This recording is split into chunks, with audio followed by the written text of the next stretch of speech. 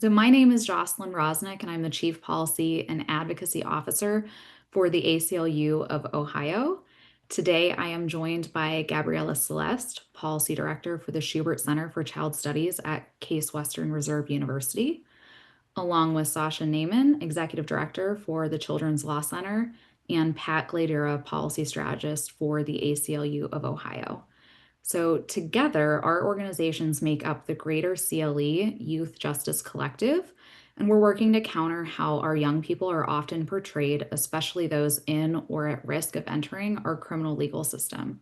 Our collaborative work that you're going to hear a little bit about today is made possible by the generous support of the George Gund Foundation. Next slide. So today we are hoping to briefly walk through a bit about the problem we were seeing, a possible solution, but most of our time is going to be spent walking through our focus groups that were conducted at the end of last year. And then we really want to save some time for questions and conversation with you all. So without further ado, let's dive in and get started. I believe, Sasha, you're up first. Wonderful. All right, let's go to the next slide. So here is some background as we're talking about why we're here. In 2022 to 2024, there was a surge of tough on crime rhetoric. It was loud, it was pervasive. Frankly, it lacked a lot of context. And perhaps most importantly, some of the public narratives didn't align with the reality about youth, especially youth who are impacted by the criminal legal system. So that's why our organizations, the ACLU of Ohio, Schubert Center for Child Studies at Case Western, and Children's Law Center came together with a goal. We wanted to counter the false narratives that were in the headlines, in political talking points, some of the social media buzz, with what the reality was, right? To lay the foundation of why we should be treating kids as kids. Some additional background: our organizations have been working together in city of Cleveland for years, actually statewide for years. We've been putting on webinars and presentations, particularly in Cleveland. We were recently doing some responses to that delinquent series that was going on through cleveland.com. And as you'll hear later, what brings us here today is in 2024, we ultimately partnered to do some of these focus groups to get guidance and insight right from directly impacted youth and communities. All right, next slide. So these are a few of the headlines that the community has been seeing, and you'll see kids who kill, juvenile crime crisis. They're sensational, they're fear-based.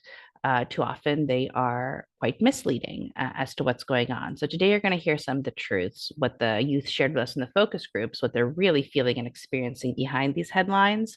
And based on that, hopefully you'll be helping us shift the conversations from these headlines to something better. All right, next slide. So let's look at what's actually true. The data reveals that youth crime is going down. For decades, actually, it's been going down until the pandemic. Youth crime was dropping significantly over decades. And by 2020, both locally in Cleveland and in localities throughout Ohio, statewide, it's been at its lowest point in many, many years. From 2006 to 2020, you see youth arrests for violent crime declined 67%. In Cuyahoga County, particularly, delinquency cases fell 72% between 2007 and 2022. Co-offending, so that's crimes involving two or more youth, were also down significantly. Um, and as of 2022, we see that 18 to 24-year-olds were actually more likely to be arrested for violent crime than minors. So there's certainly been some changes and disruptions that happened during the pandemic, and we can monitor those. There's slight differences between communities in Ohio. But as we continue to look at the data in the context of the last decade, the narrative of this huge crime spike is just frankly misleading. The crisis isn't in the numbers, it's in how we're telling the story. All right, next slide. Another important reality here is a growing number of kids and teens who are victims of crime, a growing number who are victims of homicides in Ohio and in the Cleveland area. Between 2012 and 2022, the number of kids under 18 who were killed in Ohio rose by 39%, according to the Ohio Department of Health records. And in Cuyahoga County, the number of kids killed increased by 62% during that time. All right, next slide.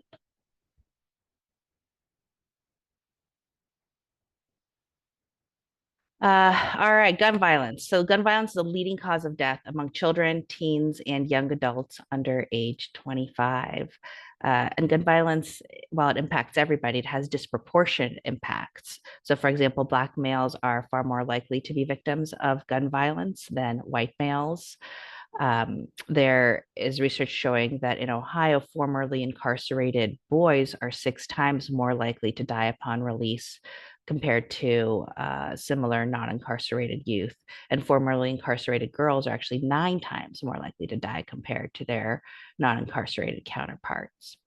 So I will leave my part with this, that we're looking at actual data and actual experiences. And that's really important because the goal ultimately is to shift away from those headlines we saw to a more nuanced truth of the situation.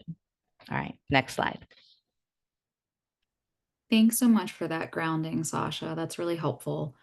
So, one of the things that our organizations noticed when thinking about safety was that youth were often centered in the conversations, but they weren't actually at the table during discussions, and that youth voice was missing from some of the dialogue. So we set out to hear from Cleveland's youth what's affecting them, what's going on in their communities, and how do they actually feel about safety. So we opted to partner with Be For You Services, specifically Dr. NJ Akbar and Dewan Wash. They're based out of the Akron, Ohio area to conduct these focus groups. And again, this was made possible by the generous support of the George Gunn Foundation. And ultimately, we wanted to uplift that all kids are kids and deserve to be treated that way. And we wanted to hear from them first. So, next slide. So, what did we specifically aspire to do? We had many project goals. I'm not going to read them all to you, but I think first and foremost, we really did want to combat the harmful rhetoric on safety and youth that was really pervasive in public discourse and in the media.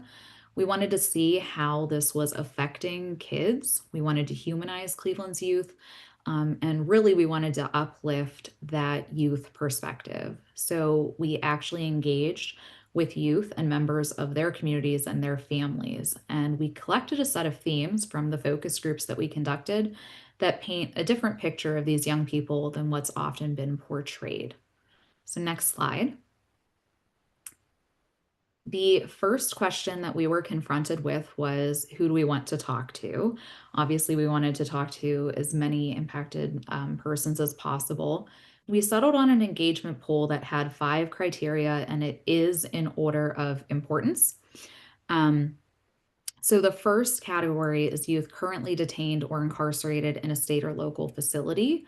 And then the second was youth recently released from the Cuyahoga County Juvenile Detention Center and ODYS facility, or those that were still currently under formal court monitoring. And need to shout out the Cuyahoga County Juvenile Detention Center and court for working with us to actually make this possible. Additionally, we looked at youth who live in key zip codes. What we mean by key zip codes, these were zip codes related to areas where most kids who end up going into the CCJDC come from. And we pulled that heat map from the Cuyahoga County Juvenile Court's annual report. And we then prioritized those zip codes in terms of the highest to medium to low priority in terms of how many youth were being sent from those zip codes into the system. We also wanted to hear from young adults, those 18 to 25 who were formerly system involved, as well as adults in the key zip codes who are system impacted. Next slide. So, our focus groups were intentionally small, usually just with a handful of participants, because we wanted them to be safe spaces for free information sharing from the youth and other participants. We also had consent forms and shared that the information would only be grouped together and anonymized. So folks could also opt out at any time. I think we originally had maybe 70 or so participants, and in some of our focus groups, folks did, through the nature of the conversations, choose to opt themselves out, and their information, their quotes, and their demographic data has been pulled from what you're seeing today. So we ended up having 61 total participants. You can see the breakdown by gender. It skewed about two-thirds male to one-third female. By age, we really did hit our mark. We had the largest group of 18 to 25, a lot that were in that 18-19 area. We had 25, 17, and younger, and then a handful of folks who were 25 or older. Additionally, by zip code, we really hit our mark with two-thirds in the high priority zip codes. You can see the lovely pie chart on the right shows the population groups. You can see that 9 folks were currently involved in court supervision. 16 were girls and boys that we spoke to at the girls and boys units in the CCJDC. We had 9 folks who were recently released, 7 that were community member adults and parents, and then a large cluster of folks that were system impacted 18 to 25-year-olds that didn't necessarily fit in to those other categories. Next slide. So, as these were designed as a safe space for participants to candidly share, we wanted to meet them where they were. Location was really important. We ended up having 9 total focus groups for those 61 participants, and we utilized 3 different areas: local community centers, and libraries. So you can see the list here: the Addison Library, Corey Recreation Center, Collinwood Recreation Center, the Huff Library, and the LGBT Center of Greater Cleveland, as well as the Community Based Intervention Center and the Cuyahoga County Juvenile Detention Center. If you see the double asterisk, that means that we actually went to that location multiple times. So now we would love to share a little bit of what we learned. Next slide. Oh, really quickly, these are the discussion prompts. I'm not going to read them all to you. We did have very, very open-ended questions. What does safety mean to you? What makes you feel safe? We weren't trying to lead the participants to any specific information. We wanted it to be pretty broad. And our focus groups did end up being very much an apples to apples conversation because we used the same prompts. But there were definitely nuances and differences across the different focus group conversations, but several key themes did arise. Next slide. Thanks, Jocelyn. So, our first key theme was that safety is complex. Um, an undercurrent to all of the focus groups and all of the themes was this theme of safety, with our main question being, what does safety mean to you? You can see that Jordan said, honestly, nothing makes me feel safer. I can feel safer with my family, but it ain't going to make me feel safer other than getting a gun. I can't really do that. I just got to do what I got to do. Stay in the house, try to stay sober. This came from a youth in one of our focus groups, and it really illustrates the point that safety is complex to these young people. It can mean a multitude of things. It is not just the absence of violence, but it is about having stability, trust, and a sense of peace. Youth express that safety in their communities is elusive, that it's hard to pin down exactly what it means, exactly what it feels like. Lack of safety stretched from the presence of violence to a feeling as though they did not have people in their communities that they could turn to, a lack of spaces and proper infrastructure, a lack of areas where teens could be teens and not asked to be adults or asked to be little children, and a sense of being forgotten in their communities. 33 of the youth highlighted their attempts to find safety through protective measures and through community support and personal growth strategies. And as we go through the conversation, it's important to know that each theme is a different facet of what makes youth feel safe or unsafe in their community. Next slide. And one of the themes that really illustrates that feeling of safe and unsafe is the dual role of guns in the youth's lives. It feels like you have to choose between being a target or having protection. Fred, guns are everywhere. It's like you can't avoid them even if you try. Kari, guns are seen as both a major contributor to violence and unsafety in the communities and is one of the few means youth feel that makes them safe. 29 participants said that guns have become a survival instinct. They feel compelled to carry and have a gun on them at all times. The proliferation of guns in the lives of the youth of Cleveland exacerbates this problem. They feel like they are everywhere. They feel like that they are not going to go away anytime soon.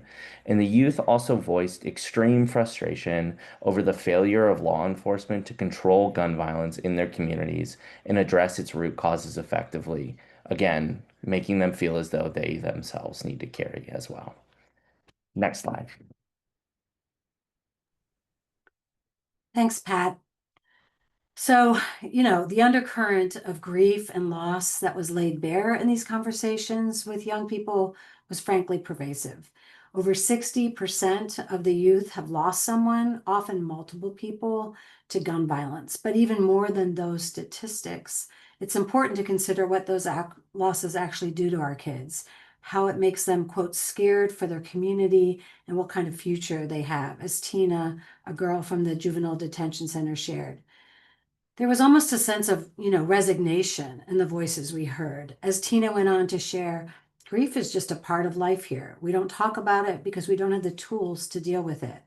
Or David, one of the young adults who makes clear the direct link of loss to his lack of feeling safe. Quote, every time I lose someone, it feels like a part of me is gone too. How can you feel safe when that keeps happening?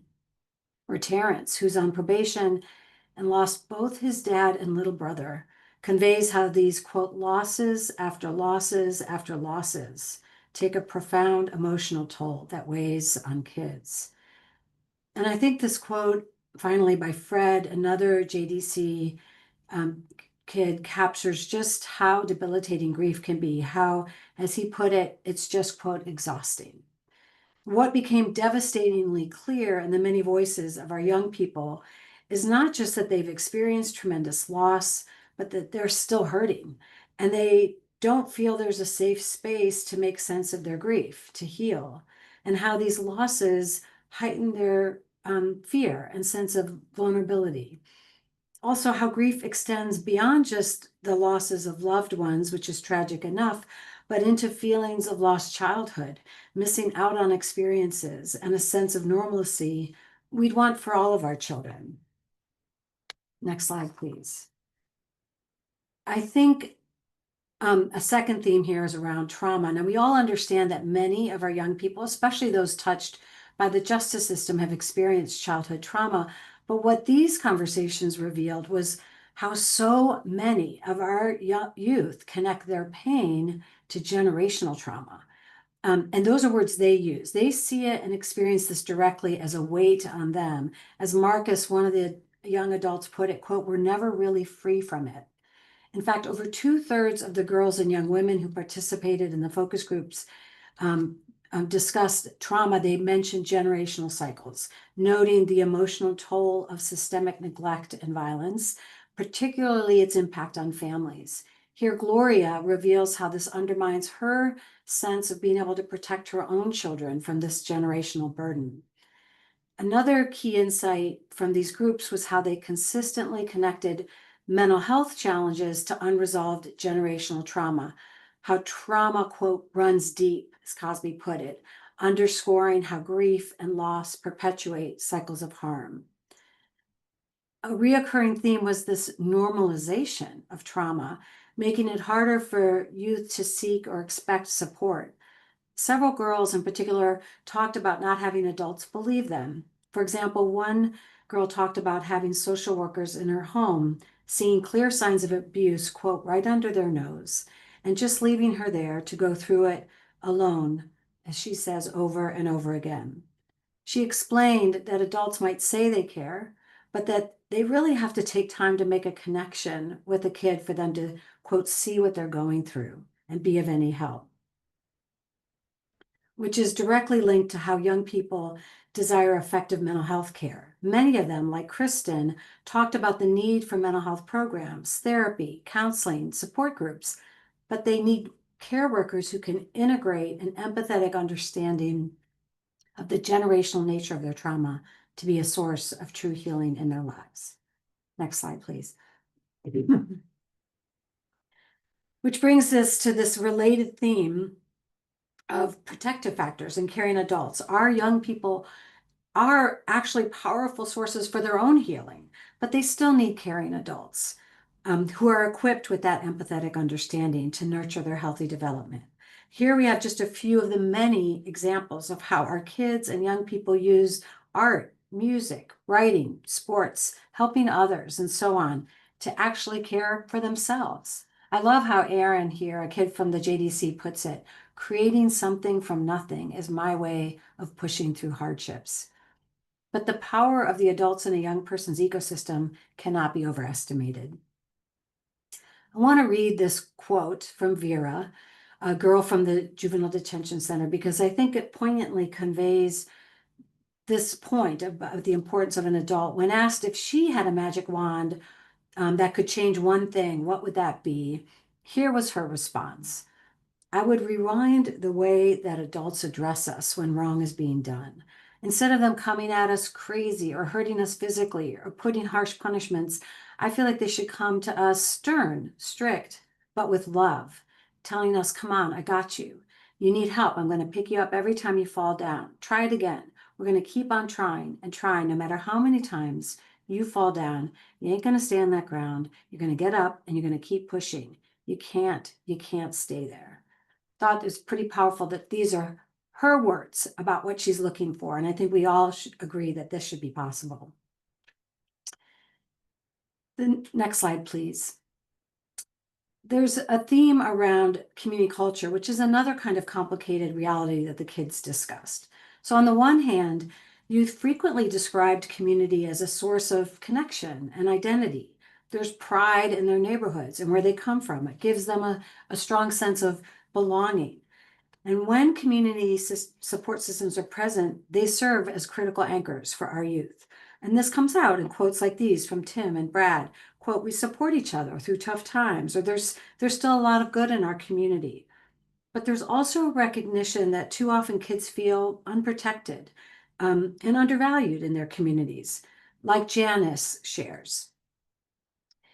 And Aaron, when he talks about, quote, feeling like a target, which we heard from far too many kids, the consequence of not just a lack of safety, but this missed opportunity for investing in our kids, like Jay says, quote, it's hard to focus on education when your environment is chaotic. So while we can't necessarily fix all the problems that come with the historical disinvestment in too many of our neighborhoods that contribute to things like poverty or trauma, poor health, things like lead poisoning, of course, in Cleveland being a top city. But as Cece reminds us, having someone to talk to, like a trusted, caring mentor, makes our kids feel less alone. Finally, 3/4 of our participants expressed frustration about the absence of basic resources like safe spaces, recreational opportunities, and positive mentors, which they view as essential for safe, thriving communities. Youth frequently tied this lack of supportive infrastructure to broader feelings of neglect and disempowerment, noting that these gaps in resources perpetuate cycles of vulnerability and crime. Having safe and fun recreational spaces and mentorship opportunities were reoccurring solutions proposed by the young people. Next slide.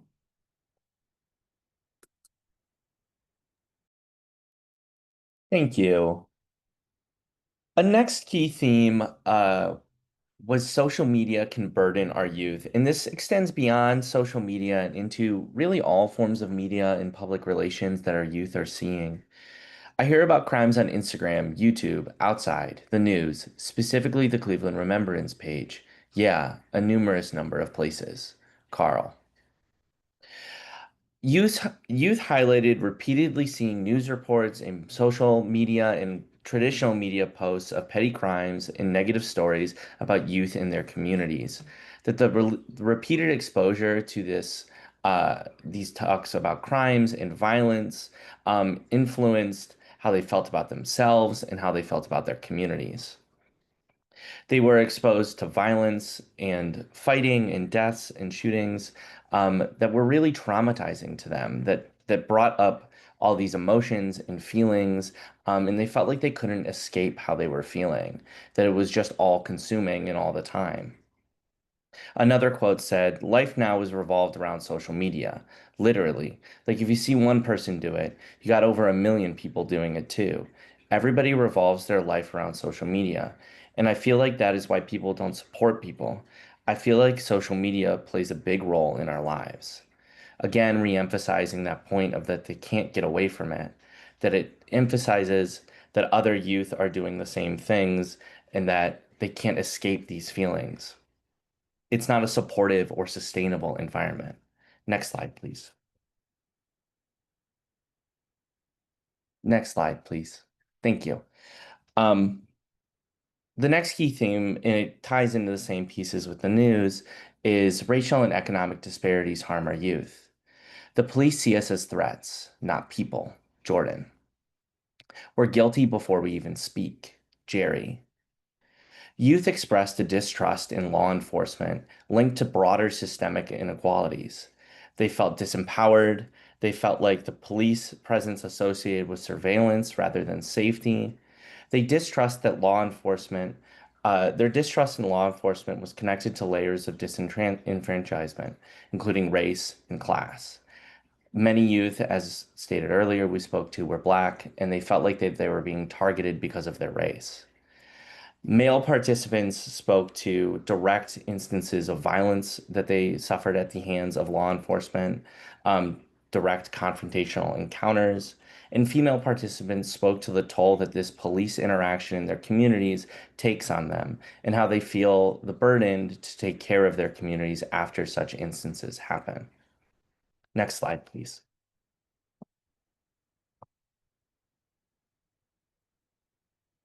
And all of this works together to emphasize that Cleveland has work to do.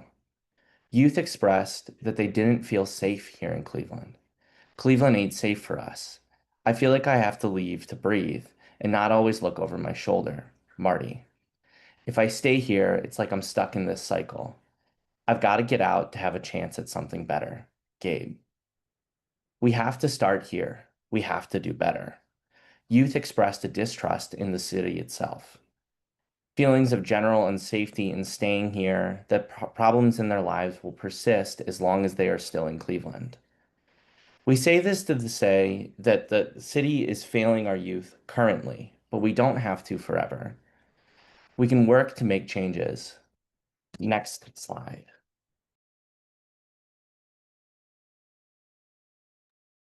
And this emphasizes including them in decision making. Representation means more than just being seen, it means being valued. CC. If we're not included, how can we trust the system to work for us? Theo. Politicians promise a lot, but deliver nothing. Joshua. Youth continually said that they want to be part of the process. They want to have a hand in decision making. Systemic neglect connected to a lack of progress in their communities, progress that they want to be a part of. 22 participants linked mistrust and a lack of investments in youth-focused programs and resources as a reason why they felt unsafe. That was rooted in perceptions of a lack of community-centered leadership. Leadership that they really feel they have a voice in. Next slide, please.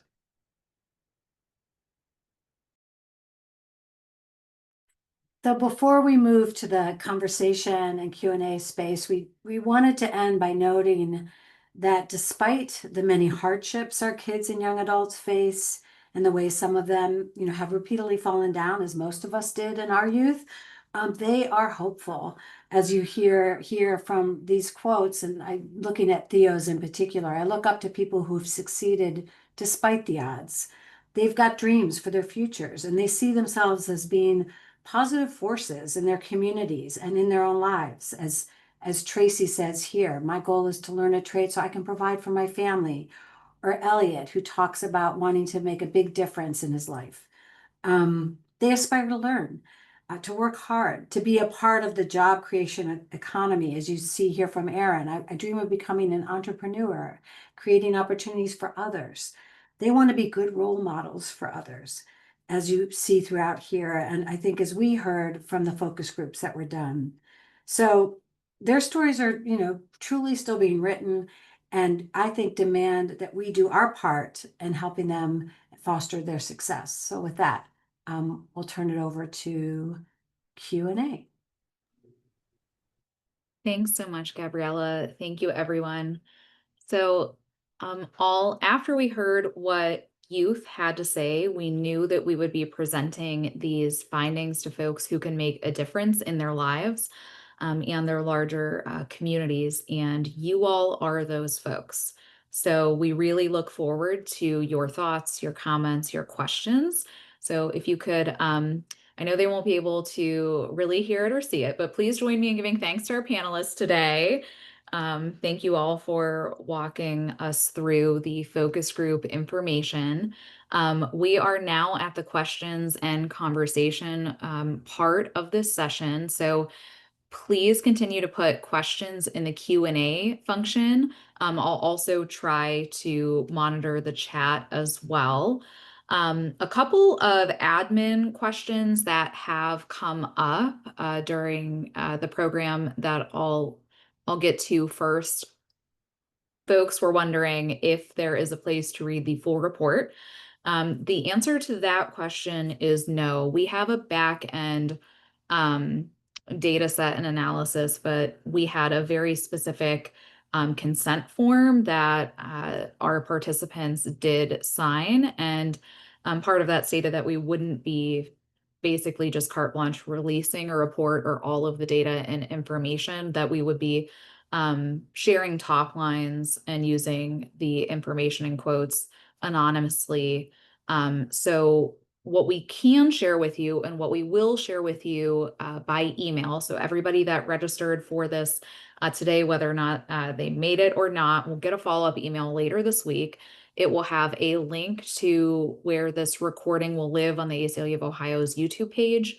We also will have a PDF version of the slide deck that we just ran through, so you can see that.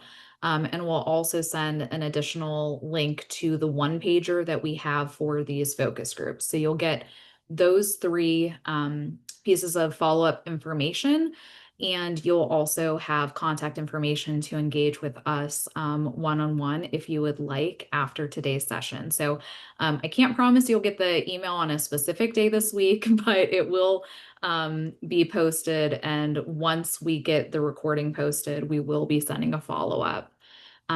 So with that, while you all are still putting your questions in the Q&A function, I would like to ask our fabulous panelists to share one final thought or takeaway with our guests. So a 60 to 90-second quick takeaway. Maybe we'll do Gabriella, then Sasha, then Pat. Well, I see a question in the Q&A. I didn't know if you saw that and want to get to those.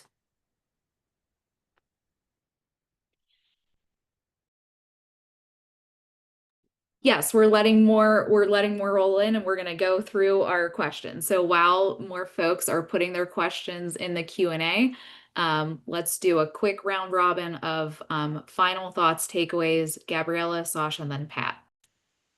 Got it. Sorry about that. Well, I mean, I think from my perspective, this was about having young people who are mostly directly affected by these systems help us better understand what it means to think about their own safety. And when we have a larger discussion around public safety, I feel like too often we see kids as a way of something to be fearful of, as opposed to them actually being the instruments of change and healing. And what I found most I guess encouraging about the young people and what they shared with us was how much they were and saw themselves as empowered to lead their own kind of healing. And yet that doesn't excuse the rest of us as the adults in the space to really pick up the slack, do more. And all of us could, I think, do more, whether it's in terms of our organizations, programs, or us as individuals, to really show up for our young people. So I'll leave it at that. Thanks. Yeah, here. That was beautifully said. I was caught up in Gabriella's great ending statement. So gosh, what to add to that? I think that for us to have safer communities, it's really important to consider like the nuance and the context of what's happening in public safety. And on one hand, I think we're coming at it in a fear-based way. Gabrielle saying we're like scared of kids. Uh, but on the other hand, we're not even thinking through sometimes as communities, like what is it that we're scared of? Uh, what we all have in common is that we were all kids at one point. And for me, the big takeaway is once we look deeper and see what the real experiences of young people, then it's not scary at all. It's about investing in young people, maybe being scared for them, wanting them to have more. But I think that that's what I've come away from this project is something that's been reaffirmed is like that nuance, that additional context, that lived experience, their words, their voices, um, give a whole additional vital lens, and it helps us come to the conclusions. I know that's what some of the questions in the chat are going to be around. Some of our next steps conversations are going to be around. But to me, it also means that these conclusions are how do we invest in kids? How do we give them all those bright futures? How do we give them all those opportunities? And they will take them. That's another great part of this. It was just reiterated over and over again as I was reading through the transcript that the youth want it and they want to participate in it. They want to lead it. They want to accept it. They want to grow with it. So there's a lot of opportunity here uh, once we get to the truths of the matter.